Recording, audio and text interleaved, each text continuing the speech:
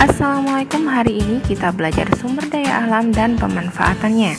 Tujuan pembelajaran kali ini adalah menjelaskan jenis-jenis sumber daya alam di Indonesia, mengidentifikasi persebaran sumber daya alam di Indonesia, dan menjelaskan pemanfaatan sumber daya alam. Sumber daya alam atau SDA adalah segala sesuatu yang ada di alam dan dapat dimanfaatkan untuk memenuhi kebutuhan manusia. Sumber daya alam dibagi menjadi dua, yaitu sumber daya alam yang dapat diperbaharui dan sumber daya alam yang tidak dapat diperbaharui.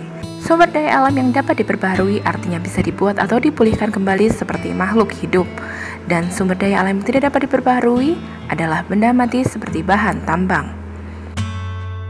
Sumber daya alam yang dapat diperbaharui adalah sumber daya alam yang dapat dihasilkan kembali melalui kegiatan pelestarian dan terbagi atas dua, yaitu sumber daya alam hayati dan non-hayati. Contoh sumber daya alam hayati adalah hewan dan tumbuhan, sedangkan contoh sumber daya alam non-hayati adalah tanah, air, dan udara. Nah, sumber daya alam yang tidak dapat diperbaharui, sumber daya alam yang tidak dapat dihasilkan kembali jika telah habis dimanfaatkan oleh manusia.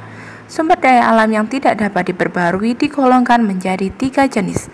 Jenis yang pertama adalah sumber daya energi, contohnya seperti batu bara. Yang kedua adalah sumber daya mineral logam seperti emas. Yang ketiga adalah sumber daya mineral non-logam seperti belerang. Nah, berikut adalah persebaran sumber daya alam di Indonesia.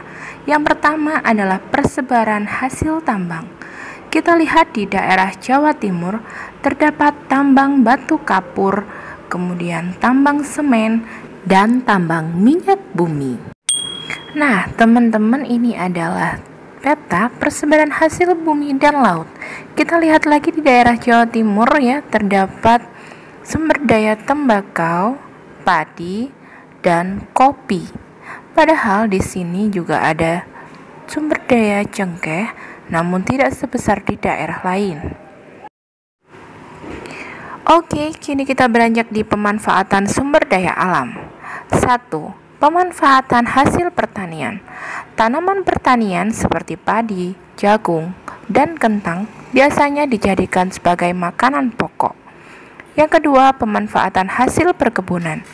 Seperti buah kakao merupakan bahan baku berbagai olahan makanan dan minuman seperti brownies atau coklat panas. Yang ketiga adalah pemanfaatan hasil peternakan.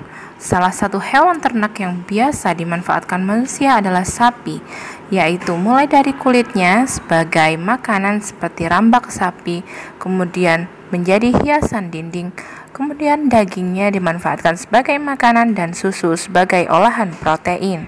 Yang keempat adalah pemanfaatan hasil laut.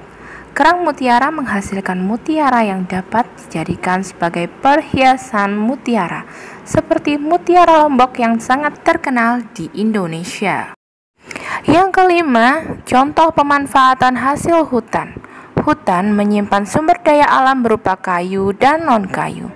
Contoh kayu yang ada di hutan adalah kayu randu, jati, mahoni, sengon, dan lain-lain. Sedangkan hasil non-kayu yaitu seperti madu, sarang semut, sagu, kemudian buah lai yaitu buah durian yang berwarna orange, dan buah matoa yang sangat terkenal dari hutan Papua. Yang keenam, contoh pemanfaatan hasil pertambangan. Minyak bumi dan gas alam dimanfaatkan sebagai bahan bakar kendaraan bermotor. Alhamdulillah, pembelajaran kali ini sudah selesai ya teman-teman. Nah, untuk selanjutnya, untuk tugas pertemuan kali ini adalah silakan teman-teman mengerjakan latihan ulangan bab 1. Nah, untuk soal A dan B silakan dikerjakan langsung di buku paket, dan kemudian untuk yang C silakan dituliskan di lembaran lalu ditempel di buku paket. Kemudian silakan difoto ya teman-teman, kemudian diupload di Google Classroom masing-masing kelas. Ustazah tunggu. Terima kasih. Wassalamualaikum warahmatullahi wabarakatuh.